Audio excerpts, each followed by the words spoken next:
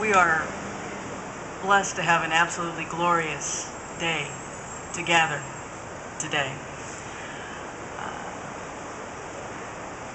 As we have gathered over the intervening years since the attacks on 9/11,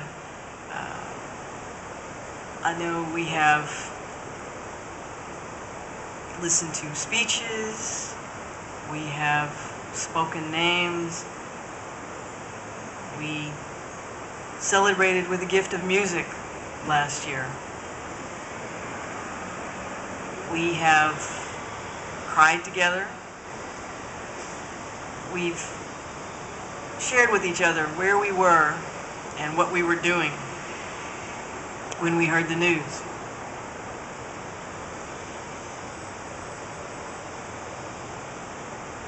For those touched personally by that day,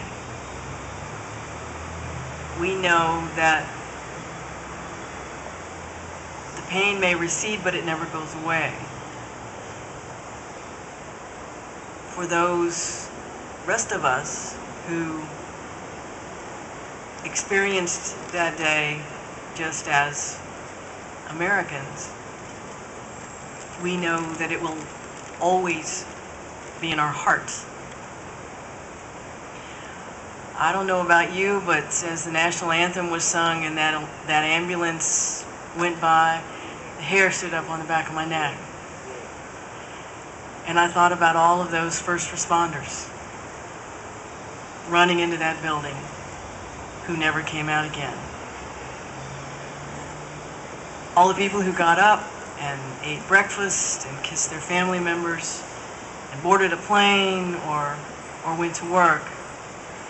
And those first responders who get up day after day and respond to those calls. Shared ritual and ceremony have always been precious to us. Shared rituals bind us together, give us comfort,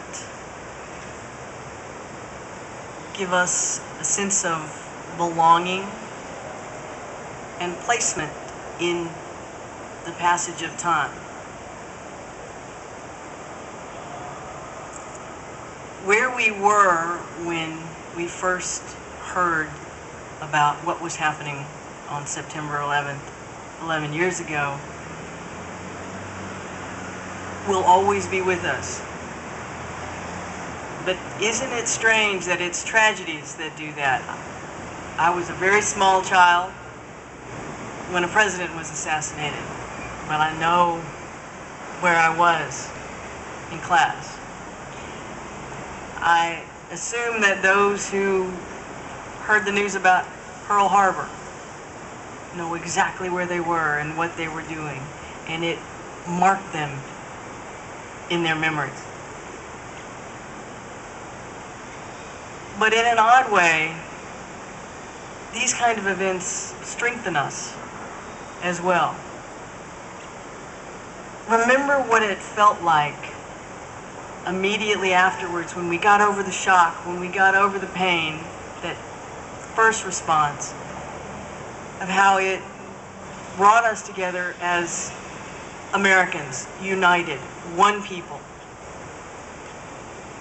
ready to take on the world if necessary, but as Americans, bound by our grief and united in purpose. It's those kinds of feelings that we ought to remember.